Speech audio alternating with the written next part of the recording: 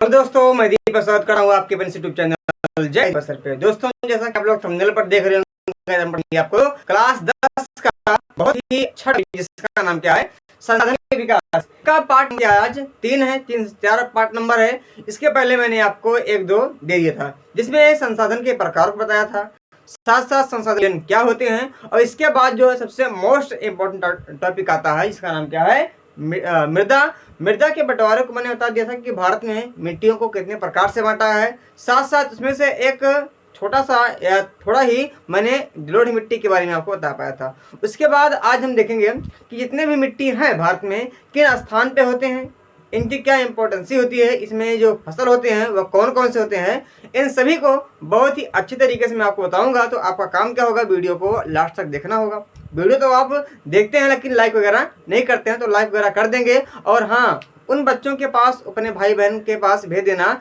जो क्लास 10 का एग्जाम देने वाले हैं और सामाजिक विज्ञान में कोई समस्या है तो उनको यह वीडियो जरूर भेजेंगे, ताकि क्या हो, इस वीडियो को देखने के बाद वह सामाजिक विज्ञान के प्रति अपना जो रुझान है वह ला सके और अच्छे तरीके से इस विषय में तैयारी कर सके। तो हम इस वीडियो को स्टार्ट करते हैं, तो आप भी अपना कॉपी और किताब निकाल लेना।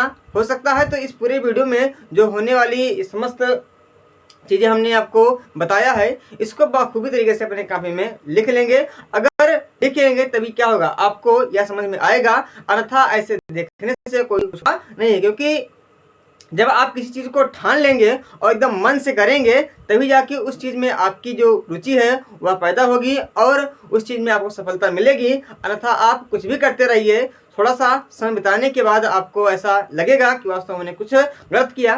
तो यहाँ पे हम देखते हैं और अच्छे से पढ़ने का प्रयास करते हैं। तो हम पढ़ते हैं किसके बारे में, जलोढ़ मिट्टी के बारे में। तो मैंने आपको जलोढ़ मिट्टी के बारे में बताया था कि मिट्टी क्या होती है। तो नदियों के द्वारा, ऐसे मान लीजिए अगर यहाँ पे आपको अगर आपको दिख रहा होगा इतनी जगह, क्योंकि ज़्यादा स्थान नहीं बचा है, तो यहाँ पे हम देखेंगे कि नदियाँ अगर ऐसे आती हैं, नदियाँ अगर ऐसी आपकी आती हैं, ऐसे मान लीजिए, आप कल्पना कर लीजिए, क्योंकि यह जो मिट्टी है आजकल तो बनी नहीं होगी। ये मिट्टी का निर्माण, जब धरती का निर्माण हो रहा था तो उसके 2-4 लाख साल बाद मिट्टी का निर्माण हुआ। जब अनेक प्रकार की भारत में स्थलाकृतियाँ, पूरे विश्व में स्थलाकृतियाँ बन रही थी, तब जाके भारत में मिट्टियों का निर्माण हो रहा था। उसी समय आपके देश के जो हिमालय पर्वत है, ये तमाम पठार हैं, तमाम प्रकार के पहाड़ियाँ हैं या फिर मरुस्थल वगैरह हैं, जब बन रहे थे तो उसी बीच क्या हुई थी, हमारे भारत में जो मिट्टियाँ हैं वह अलग अलग प्रकार की हैं और अलग अलग प्रकार की मिट्टियों को बनाने में हर एक चीज़ की भूमिका होती है। ठीक, तो आज समय बदला और तापमान बदला, साथ साथ मिट्टी के ऊपर दबाव पड़ा वायु के द्वारा, मतलब बहुत सारे चीज़ें हुई, घटनाएं हुई, जिससे क्या हुआ, इस मिट्टियों का निर्माण हुआ। आप बखूबी समझेंगे, अपना दिमाग इधर उधर नहीं करेंगे, एकदम ध्यान से इसको देखेंगे। तो नदियों के द्वारा अगर मिट्टी से नदियों के द्वारा अगर लाई गई, क्योंकि नदियाँ अपने साथ अवसाद भी लाती हैं। अवसाद का मतलब क्या है, तो कुछ इसमें पार्टिकल्स भी होते हैं, चाहे वह ह्यूमस के हों, चाहे वह आपके खनिज के हों, चाहे अन्य कोई पार्टिकल्स हो, अवसाद हो, मलबा हो, वह अपने साथ लाती हैं। और लाने के बाद अगर मान लीजिए बाढ़ आता है, तो बाढ़ के साथ साथ वह जो अवसाद है वह भी मैदानी भागों में, वह भी इन क्षेत्रों में बाढ़ के पानी के साथ साथ बह जाता होगा। जब बह जाता होगा तो जब पानी सूख जाता होगा तो मलबा उसी जहाँ पे पानी भरा है उसी के ऊपर से आके बैठ जाता होगा। जैसे मान लीजिए यहाँ पे पानी भरा है, एकदम समझेंगे ध्यान से तभी समझ में आपको आएगा। तो यहाँ पे मान लीजिए यहाँ पूरा पानी भरा, और पानी भरने के बाद जो यहाँ पे मिट्टी है, वह मिट्टी का जो मलबा है ऊपर बैठ गया और जल सोख ली, और इस प्रकार जो मिट्टी बनी, इस मिट्टी को हम कहते हैं क्या, जलोढ़ मिट्टी। क्या कहते हैं, जलोढ़ मिट्टी। अर्थात कहने का मतलब है कि नदियों के द्वारा ही सारी प्रक्रिया हो रही है इस जलोढ़ में। जलोढ़ का मतलब होता है जल का ओढ़ना, यानी कि ऐसी मिट्टी जो कभी जल को ओढ़े रही होगी, जल उसके ऊपर रहा होगा, तो ऐसी मिट्टी को हम जलोढ़ मिट्टी कहते हैं। ठीक, तो नदियों के द्वारा बहाकर लाई गई, नदियों के द्वारा बहाकर लाई गई, हमने परिभाषा भी इसका लिखा है, नदियों के द्वारा बहाकर लाई गई मृदा का निर्माण क्या है।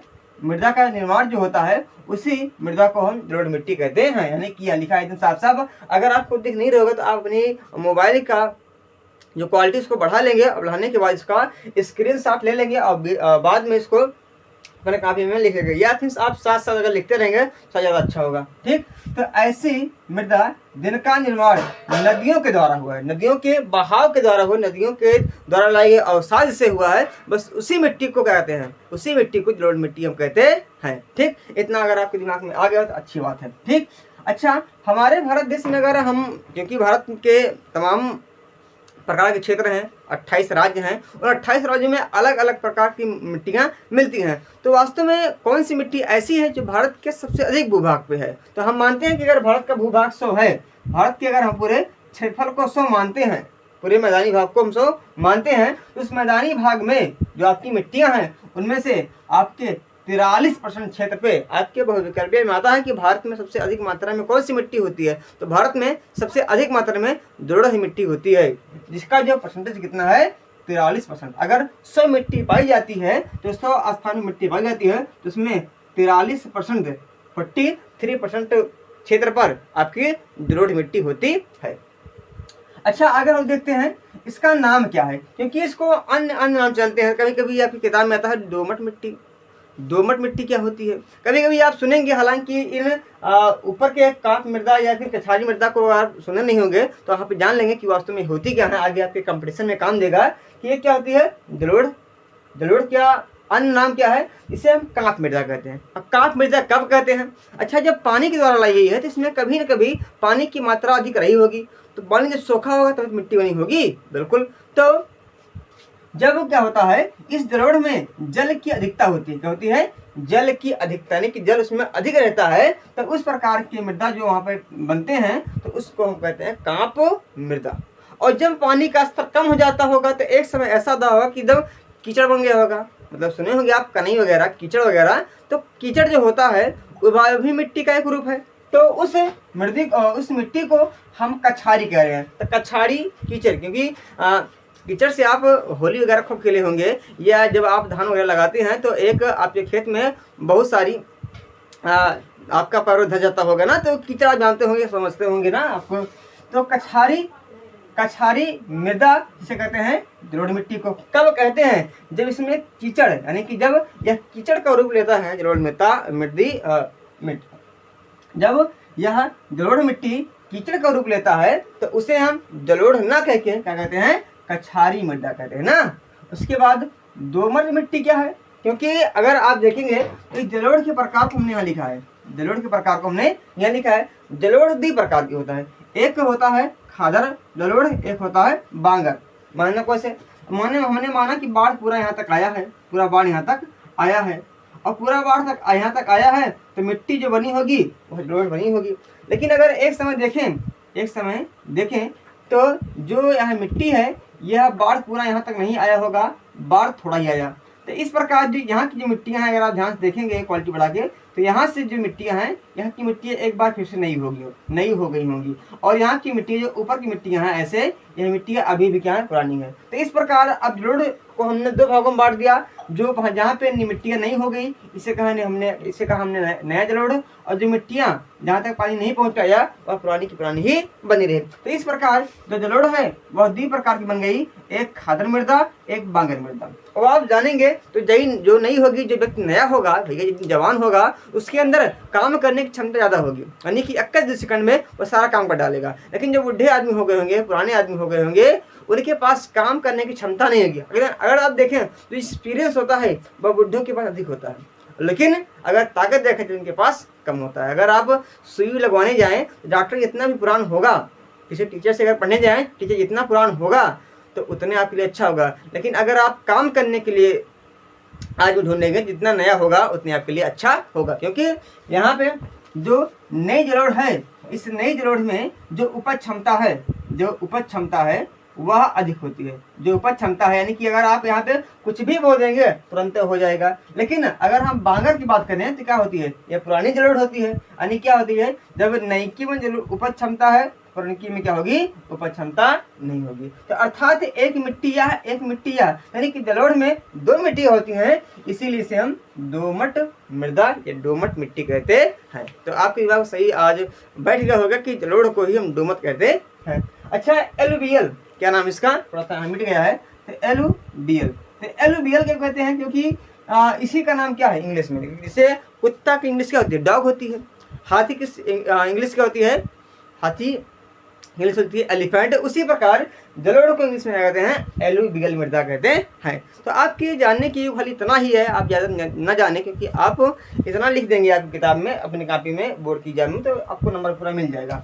अच्छा, इसमें कौन कौन सा पोषक तत्व होता है इससे इसमें उपज क्षमता अधिक होती है? इसमें पोटास खूब होता है, फास्फोरस खूब होता है, इसमें अगर हम देखें तो नाइट्रोजन भी खूब होता है ना। तो 3-4 प्रकार के पोषक तत्व जो होते हैं इसमें खूब मात्रा में होते हैं। ठीक, अच्छा, ये किन क्षेत्रों में, भारत के किन क्षेत्रों में मिलती है? तो आपने क्लास 9 में पढ़ा होगा, तो भारत का उत्तरी मैदान, यानी कि भारत के, अगर हम ऐसे यहाँ पे थोड़ा सा जगह हमारे पास कम है तो एडजस्ट थोड़ा सा आप कर लेंगे, अगर हम ऐसे बना देंगे, क्योंकि अगर आप क्वालिटी नहीं बढ़ाएंगे तो आपको ये दिखेगी नहीं, तो पढ़ने का मतलब है नहीं। तो अगर हम देखें यहाँ पे, यहाँ का जो क्षेत्र है, ऊपरी के क्षेत्र पूरा उत्तर प्रदेश, असम, वेस्ट बंगाल, राजस्थान, हरियाणा, पंजाब, इन क्षेत्रों जो है, इन क्षेत्रों में आपकी चाहे गंगा नदी, चाहे ब्रह्मपुत्र नदी, चाहे सतलज नदी, सिंधु नदी, लेकिन इन्हीं उत्तरी भागों में ये अधिक मात्रा में मिट्टियाँ, मतलब नदियाँ बहती हैं। जब नदियाँ बहती हैं तो इन्हीं के द्वारा ही लाई गई मिट्टी जलोढ़ मिट्टी होती है, मैंने आपको पहले बता दिया है। तो कहने का मतलब इनका जो क्षेत्र है, ये भारत का उत्तरी मैदान, अर्थात उत्तर प्रदेश, BR से बिहार, PB से पश्चिम बंगाल, PB से पंजाब, WB से वेस्ट बंगाल, असम, HR से हरियाणा, इन सभी क्षेत्रों में, अर्थात भारत के उत्तरी भाग में ये मिट्टियां अधिक मात्रा में पाई जाती है। अच्छा, और देखते हैं क्या इसमें फसल क्या होता है। तो आप इसमें जो कुछ बो देंगे, चाहे धान हुआ, गेहूं हुआ, उसके बाद अगर देखेंगे गन्ना वगैरह हुआ ना, सरसों वगैरह हो, मक्का वगैरह, मूंगफली, कुछ भी बो देंगे, इसमें क्या होगा, अधिक मात्रा में होगा, क्योंकि इसके अंदर अधिक मात्रा में जो पोषक तत्व होते हैं वह खूब होते हैं, और किसी प्रकार की फसल को उपजाऊ बनाने के लिए या फसल को उगाने के लिए इनके पास क्षमता खूब होती है। ठीक, तो यह क्या है, आपकी जलोढ़ मिट्टी हो गई, जलोढ़ मृदा हो गई। ठीक, आप क्या पढ़ते हैं इसके बाद, आपको दिख रहा हो नीचे लैटेराइट मिट्टी, लैटेराइट मृदा, ये मिट्टी क्या होती है? तो अगर हम लेटराइट को देखें तो लेटराइट एक लैटिन भाषा का शब्द है, इसका नाम क्या है, लेटर। क्या है, लेटराइट जो शब्द है वह लैटिन भाषा के एक शब्द लेटर से लिया गया है, और इस लेटर का जो अर्थ होता है वह ईंट होता है, ईंट। जब ईंट होता है तो आपके दिमाग में अगर आ रहा होगा कि जो हमारे हमारा जो घर बना है वो किसका बना है, ईंट का, और जो ईंट आती है वह किस मिट्टी की होती है? तो ईंट का जो निर्माण होता है वह सिंपली किससे होता है, लैटेराइट मिट्टी से होता है। आपके दिमाग में यह क्वेश्चन पूरा बैठ गया होगा। आप अपने पड़ोसियों को, अपने भाइयों को जो आप खूब तनकते हैं कि भैया हम पढ़ने में तेज हैं, तो उनसे एक सिंपल क्वेश्चन पूछना कि आपके घर में जो ईंट बनी है वह किस मिट्टी की है, देखना उनका दिमाग जो होगा वो चकरा जाएगा। ठीक, तो जो लैटेराइट मिट्टी होती है इसका निर्माण कैसे होता है तो हम जानते हैं, तो इसका निर्माण निच्छालन प्रक्रिया से होती है। अब निच्छालन प्रक्रिया होती क्या है? तो अगर आग्नेय चट्टान के ऊपर खूब मूसलाधार वर्षा होगी, क्योंकि यह जो मिट्टी होती है, अगर आपने देखा होगा अपने आसपास के क्षेत्र में, तो इस मिट्टी को थोड़ा सा जमीन के ऊपरी परत को हटा के नीचे की तरफ जो परत होता है उसी को कहते हैं क्या, लैटेराइट मिट्टी, क्योंकि ऊपरी परत से यह थोड़ा सा छन बन के इसके जो पार्टिकल्स है वो निचले वाले स्तर पहुँच जाते हैं, और वहाँ से यह पूरा मिलती है। कहने का मतलब है कि आग्नेय चट्टानों के ऊपर जब खूब क्या होती है, मूसलाधार वर्षा होती है। आग्नेय चट्टान के ऊपर क्या होती है, खूब मूसलाधार वर्षा होती है, इतनी दबा की वर्षा होती है। तो इस प्रकार जो मिट्टी होती है उसका नाम क्या है, लैटेराइट मिट्टी। ठीक, प्रक्रिया पूछे आपसे तो निच्छालन, आपसे पूछेगा कि ऐसी कौन सी मिट्टी होती है भारत में जिसका निर्माण निच्छालन प्रक्रिया से होता है, तो आप क्या लगाएंगे ऑप्शन में, लेटराइट लगाएंगे। अच्छा, इसमें फसल कौन कौन सा होता है, क्योंकि फसल का ये पूछेगा आपको, बताना आपको काफी कहिए या कहवा कहिए, दोनों बात एक ही है। तो काफी होता है, काजू होता है, बादाम होता है, चाय होता है, और इत्यादि बहुत सारी फसलें इस मिट्टी में होती हैं। अच्छा, इनका जो क्षेत्र है वह अधिक मात्रा में कहाँ होता है? तो अगर देखें तो हमारे यहाँ तो ये एक परत के नीचे पाई जाती हैं मुख्यतः, और कहीं कहीं पे होती हैं, लेकिन अगर और देखें पूरे भारत देश में, तो केरल, कर्नाटक, तमिलनाडु, इन साइडों में इनका जो महत्व है, इन साइडों में ये अधिक मात्रा में पाई जाती है। तो आपने जलोढ़ देख लिया होगा, आपने लैटेराइट देख लिया होगा, तो इसको तो पूरा से लिख लेंगे बढ़िया से। अब किसके बारे में पढ़ते हैं? हम पढ़ते हैं काली मिट्टी के बारे में, काली मृदा के बारे में। तो इसका अगर परिभाषा से पूछे तो ऐसी मृदा जिनका निर्माण ज्वालामुखी से हुआ, क्योंकि जब ज्वालामुखी फूटती नीचे से आती है तो उसके अंदर से बहुत सारे लावा या मैग्मा आते हैं, और जब लावा मैग्मा ठंडे हो जाते हैं और समय का परिवर्तन हो जाता है तो यही मिट्टी का रूप लेते हैं और इन्हीं को हम काली मिट्टी कहते हैं। अच्छा, इसका अन्य नाम क्या है, क्योंकि अन्य नाम बहुत बार पूछता है। अगर देखेंगे घुमा के तो एक क्वेश्चन तो यहाँ फिक्स है कि कपास किस मिट्टी में होती है, तो कपास किस में होती है, काली मिट्टी में होती है, इसीलिए काली मिट्टी को हम कपासी मृदा भी कहते हैं। साथ साथ इसका एक और नाम है कि रेगुर मृदा किसका नाम है, तो रेगुर मृदा का नाम क्या है, कपासी मिट्टी कहिए, रेगुर मिट्टी कहिए या काली मिट्टी कहिए, ये तीनों क्या है, एक ही है।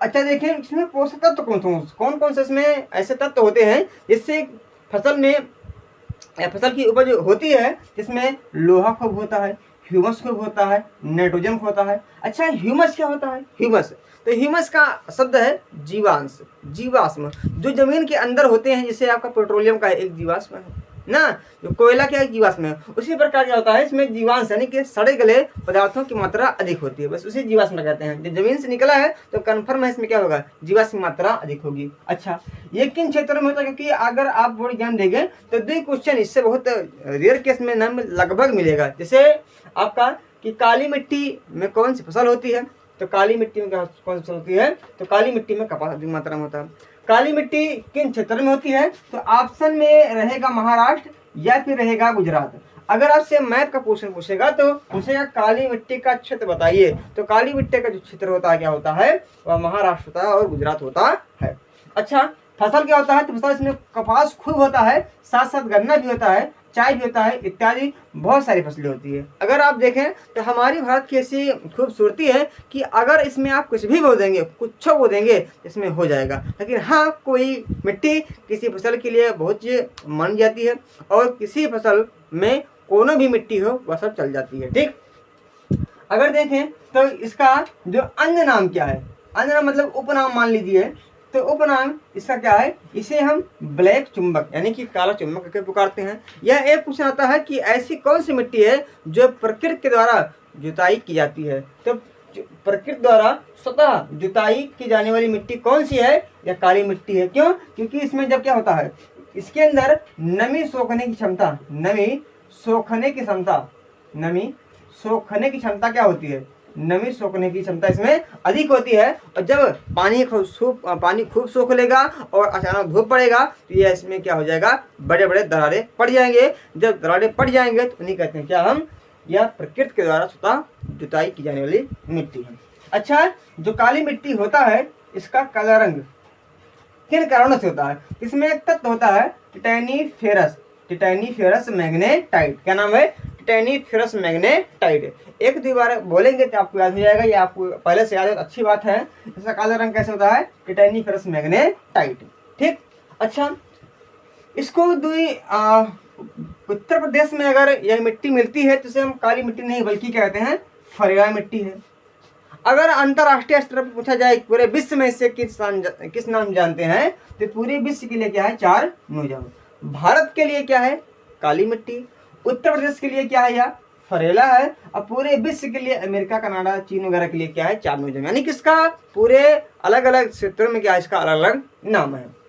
अब क्या पढ़ते हैं, ये आपके सिलेबस में 6 प्रकार की मिट्टियां हैं, उसमें से 4 मिट्टियां हैं, ये बहुत ही जरूरी है। एक क्या आपकी लाल मिट्टी। लाल मिट्टी का निर्माण कैसे होता है, जहाँ पे अगर देखें लेटराइट मिट्टी पे अग्नेय चट्टान के ऊपर मूसलाधार वर्षा होगी, इसके ऊपर अग्नेय चट्टान के ऊपर मूसलाधार वर्षा होगी तो क्या बनेगा, लेटराइट मिट्टी बनेगी। लेकिन जब अग्नेय चट्टान के ऊपर कम वर्षा होगी, बूंदाबांदी होगी, तो जो मिट्टी बनेगी उसका नाम क्या है, लाल मिट्टी। अब लाल मिट्टी का लाल रंग किससे होता है, तो लाल मिट्टी का लाल रंग होता है, इसमें लौह ऑक्साइड नामक तत्व मिलता है, इससे क्या होता है, इस मिट्टी का रंग लाल होता है। अच्छा, फसल पूछे कि इसमें कौन सी फसलें होती हैं, तंबाकू, ज्वार, दाल, मोटे अनाज। अब मोटे अनाज क्या होते हैं, तो ज्वार, बाजरा, मक्का वगैरह सब क्या है, मोटे अनाज है। तो ये मोटे अनाज किसमें होते हैं, तो लाल मिट्टी में अधिक मात्रा में होते हैं।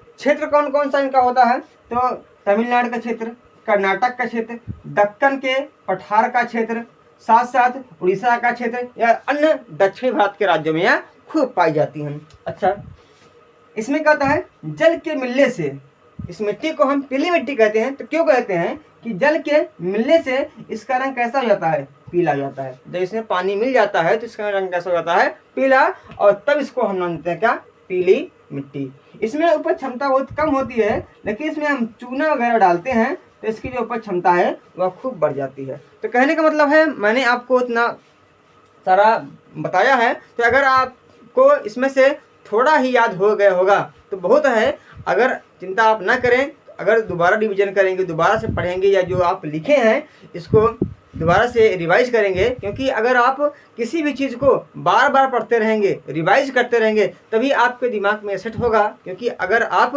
किसी भी चीज़ को एक बार देख लेते हैं, क्योंकि आपके आसपास बहुत चीज़ें ऐसी हैं जो आप एक ही बार देखते हैं लेकिन वह आपको याद नहीं रहती हैं, लेकिन अगर आप किसी चीज़ को बार बार देखेंगे तो शायद आपके दिमाग में पूरा सेव हो जाएंगी। तो किसी भी चीज़ को नहीं, बल्कि आप इस पढ़ाई को बार बार करेंगे, चीज़ों को बार बार देखेंगे, समझेंगे, पूछेंगे ना, तो आपको पूरा याद हो जाएगा। तो अगर आप लिखने में असमर्थ हो गए होंगे तो इसका पूरा स्क्रीनशॉट ले लेंगे, उसके बाद कॉपी में लिख लेंगे।